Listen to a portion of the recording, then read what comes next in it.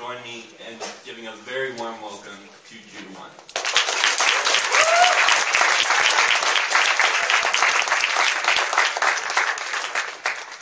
What up, JP? What up? So, I haven't been in the school since they moved that cafeteria over like 100 feet. I used to go here. A long time ago, obviously. You guys are probably like in middle school. Alright, here we go.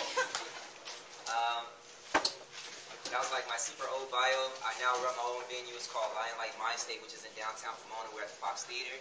We had it last night. Also own my own art gallery in downtown Pomona as well, in the Art Colony. It's called Machine Pomona. Check it out. We have live art events. It's dope. What up, Adrian? Alright, here we go. I'm excited. So, here we go. I'm just going to do some random poems here and there. And I might tell a joke. Do me a favor. At most venues, we say the more energy you give the poet, the more energy the poets give you. This is a slam, so you guys got to warm up, alright? So I'm going to warm it up for them. And you guys, everybody else are going. Flex. Used to expel every shadow in the day, then I embraced the ether. Lost my religion in the secret, escaped from them, still stumbled on mice in cages. My surprise, and to my chagrin, moral victories remain largely winless. Masters of degrees and not much more, less than they went in terms of dollar signs. But signs don't matter unless they're green, of course. One too many courses and not enough paths. Education was a manifest destiny until the bottleneck came. Calculated says my personal conspiracy. People don't listen to theories anymore, just Fox News and the like. It is likely we're bound, merely perceiving freedom in shackles. Debt equates slavery. How many institutions do you owe? This is what revolutions were fought for. I know your history, America. The way you got free, you denied. Guerrilla warfare, roadside attacks. You were Israelis struggling against Rome.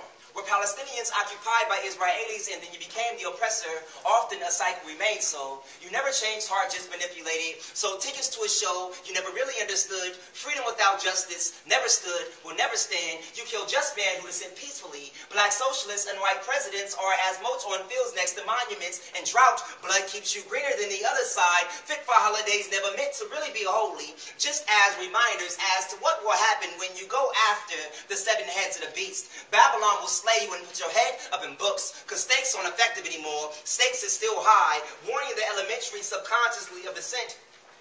We resent justice here. We'll invade you for Pepsi Cola at Halliburton. Capital is a White House of greenbacks stacked against the populace. There is money made mostly from the hungry, seeking only after what they see. The hungry will eat anything the statue called Liberty has on a tablet. Give me your hungry. They feed us shit, give us chitlins by the bucket full, hog maw and pig's feet, take this and eat and give thanks, scraps was master's table. Pray for your piece of the pie, but peace is for those we say who deserve, the rest of us are thirsty. Pray for your piece of the pie, but God will not hear you. We give false names when we conquer. We lay claim to the altered, holding on to promises while reservations are made. Guys, wait. Yeah.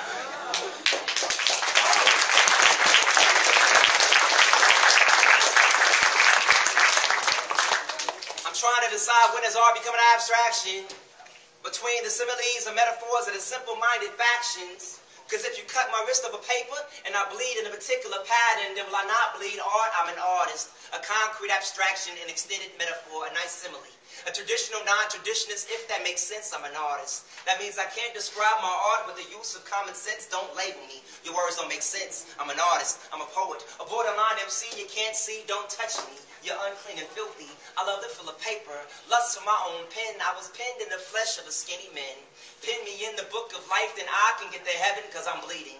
Art from my heart, art from my soul, art till I'm cold. I'm 2100 years old. Words make poems, life makes art, God makes artists, and yes, I am one. One with my talent, one with my spirit. judah1 still one, and yes, it is a trinity of me. I'm an artist, a genius and a moron, a concrete abstraction. You crave my taste, but still, I'm hard to swallow. I'm an artist.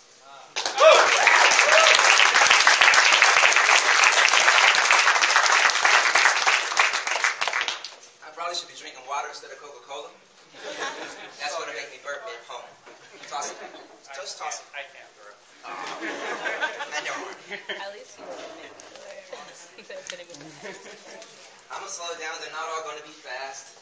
I used to be a slam poet. We actually, there's a national slam every year, a national poetry slam. 2005 and 2006, I was on the LA team. 2009 and 10, I sent my own team from Pomona. First time ever in the 17 years of the National Poetry Slam. I was a coach and a slam master. We got 17th out of 75 teams the first year. And in 2010, we got second in the nation. We go hard. All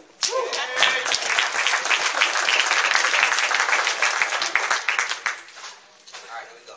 I got my water. You guys are all smiling and wide-eyed like, dang, I didn't know. It's crazy like this. It is. I teach poetry. Excuse me. See, there's that bird mid-poem. I teach poetry. That's what I do. I teach at Pomona Unified. I also teach at a detention center in San Dimas. It's called Glen Rocky. My boys, we just published their first book. I'm very proud of them, which is really dope. And so I wrote this poem because they asked me to write a poem about me. That's that cover. Hold up. All right, here we go.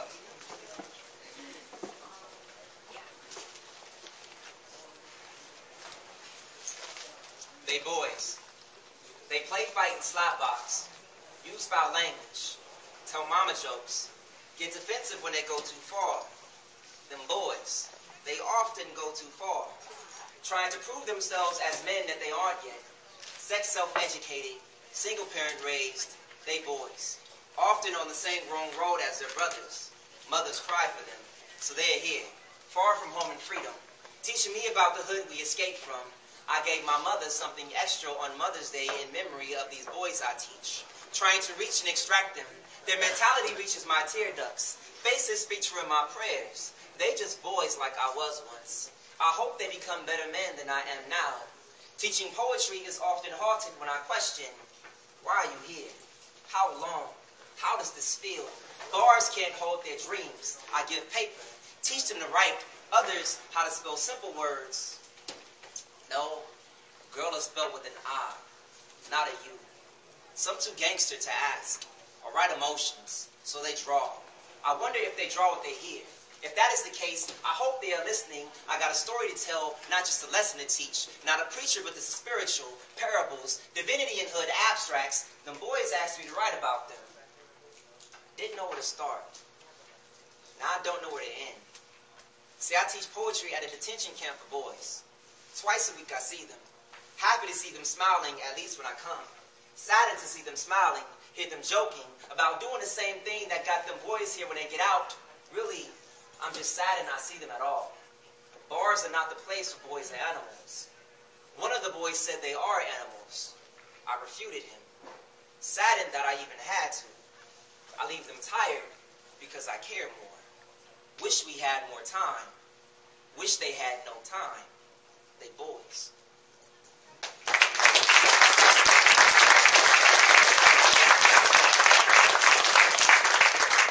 So, please and thank you. I got poems, fresh poems. If I have time, I'll do these. I think I'm about 6-7 minutes in. I'm pretty good with the time. That's a slam. Here we go. This poem, one day I woke up. And it didn't really happen, but in my head it happened, which is the only thing that matters, because perception is reality. That's what they say. If that's the case, there's like a myriad of dimensions that we're in right now, which is crazy.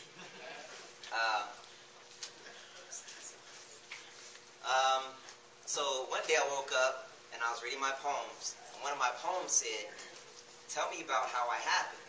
So I wrote a poem to that poem describing how it happens in me. So this is my writing process. It's crazy stuff. I see moments and stuff. I also wrote, you guys, anybody listen to 9 Inch Nails? There's a song called Only, where he says, I just made you up to hurt myself. So LP, my favorite producer, did a remix of it. Look it up on YouTube. Only, remixed by LP. Kills it. But I had this on repeat, and then I wrote this. I just made you up to hurt myself. I just made you up to hurt myself. Wrote your name in the dark, chanted till the day came, and it came. It always does. There I'll lay in the refuse of what dreams may come true. They normally do. I awake, not knowing what's happened again. It occurs every so often.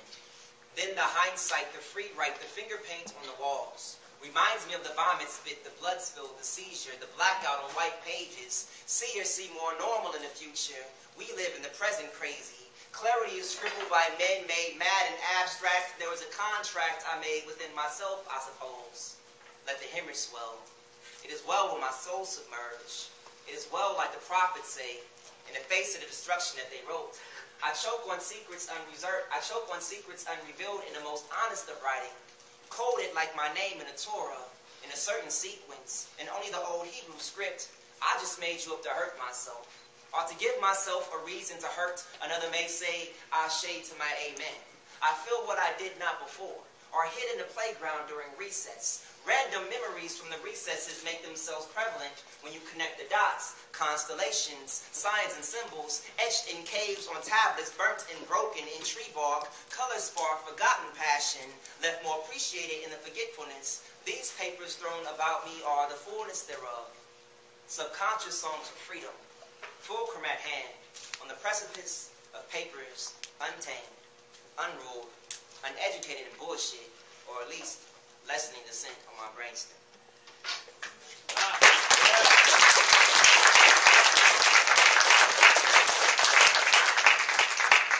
I cuss sometimes, not really, but I do be cussing. I'm sorry if that's against your religion or something. Whatever. You guys ready?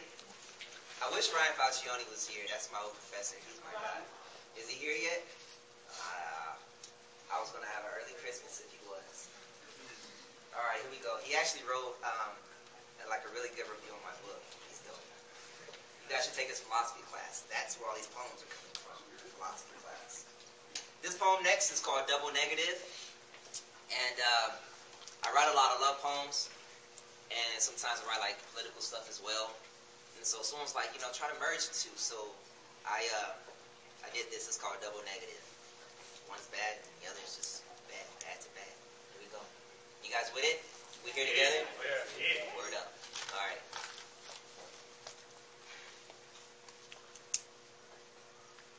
What's the first line? What's that first line? Hold on. There it is. I think. We'll see. Sheesh. No, sorry. That just makes noise in my head. You're good. Alright. There it is. Search for... No. Double negative. I'm just going to skip over the first line. Something like, search for your heart like WMDs in Iraq. Dadgun it.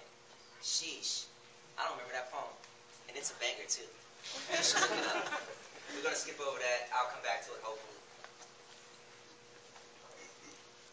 His parents are black African. Not black African American. Mom is from Kenya. Pop's from Zimbabwe. Somehow he lacks pigment. No melanin in figment. White skin, blonde hair, blue eyes. His flesh is the evidence. The difference between black and white is as simple as turning your hand over. His DNA is the evidence. Oftentimes life is more complex on the bus they stare. If he's not into their fascination, this is not imagination. White kids call him nigger. Black kids call him white boy, so he nicknamed himself Soy. Feels he is an imitation but doesn't feel the flatter. And his mom is from Ireland. Pop straight from Germany. He's raised in Inglewood, so he's in rap ciphers with the best of them. White kids call him nigger. Black kids call him white boy. His friends say that's my nigga. He's the only Caucasian they know that they allowed to return that. And when they shake hands, it sounds like a soul clap. His mom says that at home though, she slams on the coffee table and tells him to pick his pants up and walk like a good white boy. She says you act like a monkey, nigger. So he goes his room, smokes a bowl, just a silencer, listens to Public Enemy, reads Malcolm X, looks in the mirror, feels quite vexed. And his mom has her master's. Pops works construction though. They're the only black family in this part of the suburbs, and he's damn good on that board. Sponsored by the local skate shop, he has a 4.2 and contemplating Boston College. White kids call him nigger. Black kids call him white boy. He's dark like the shade and smiles like the sun, but every day he has to run. Some white boys, when I heard them, they say that skateboard is not a basketball, Jerome. We're going to break your legs and then take our sport back. Fatigued from running cyclical, escape ramp won't help him escape that. Black kids don't accept him. They say you talk like a white boy. But he's a good sport, though, because he doesn't lash out, right? He just cuts his arms a little and wears long sleeves. Once we're led by Moses. Now we're just children of the wilderness, wandering the desert with old stories and no remembrance. It's easy to define race. Culture is where it gets complex. This is the story of America and why our sons have a complex. Equal because the law says, although lawmen treat us different. Equal because blood says, although skin shows us different. Education a great equalizer. The workforce proves that different. You can have a great melting pot and still have bias burning at the bottom of it. Popes, politicians, and principals preach the nature of land of law, but it doesn't equate to too much when we nurture our prejudices. Nice. Yeah.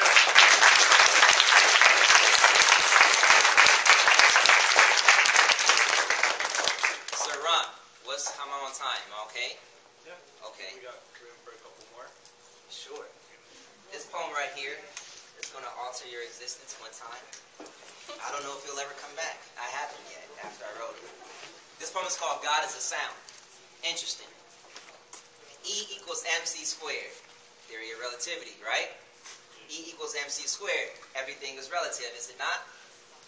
Art is also relative, is it not? E equals MC squared worked out as an equation is a sound. That sound I hear is That's crazy. It's going to mess up your whole existence right now. Alright? So think about that. Hinduism is the sound of the radiance of God. God is a sound. You ask people a lot of times, they say, what is God? They say God is light. If they believe in like the Bible or anything like this, like monotheism, they say, in the beginning God said, let there be light. And then light came. So God can't be light if he said, let there be light. So what is God then? God is sound. Here we go.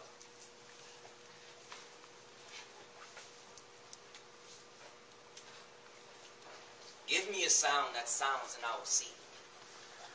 Let there be was strong enough. Then came light, I heard a story say.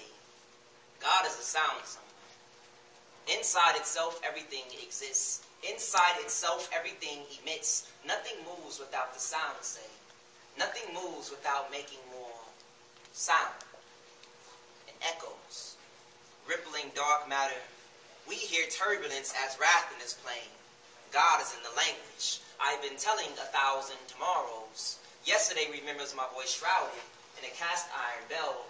Every orgasm, a baby's breath. Stars hum hallelujah I hear.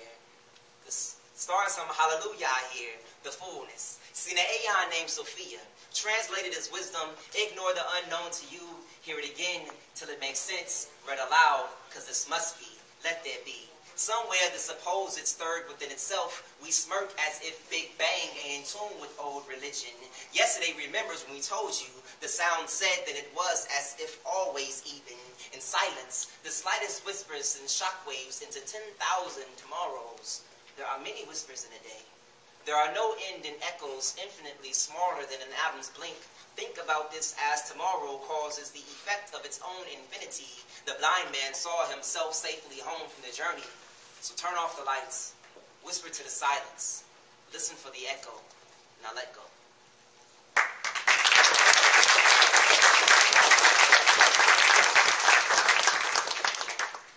So I don't know if I'm going to do this one or not, but since it's already in my head, damn, it's going down, son. Are you guys ready? I wrote this poem a couple years ago. I was very upset. It was a little bit before Oscar Grant was murdered. It was a little bit after the kid in Inglewood. He was 19. He was shot in the back by the police. And right after that happened, I lived in Inglewood. For the first time in my life, Inglewood PD had a gun in my face. I was mad. So I wrote this poem called Terrors.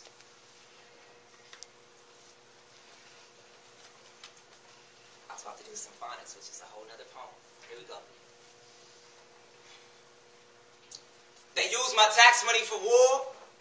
It makes me want to match a match with a tank of gasoline. Somewhere within my bloodline lies a terrorist in between.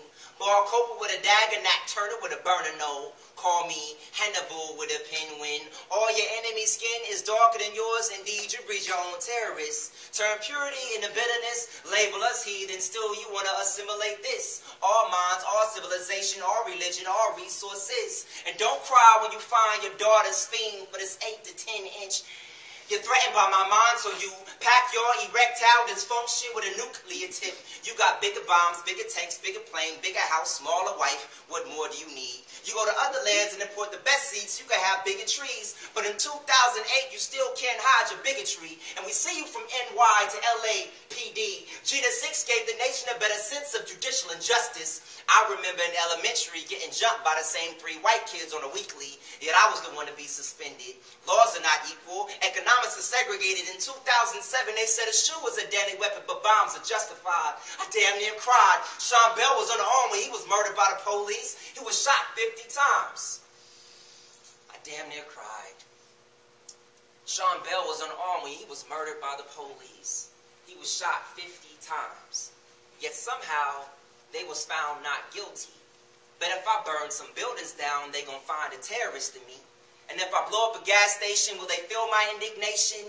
This Roman Babylonian system makes me want to match a match with a tank of gasoline. Somewhere within my bloodline lies a terrorist in between. Judah Maccabee with an army, Marcus Garvey with a black star.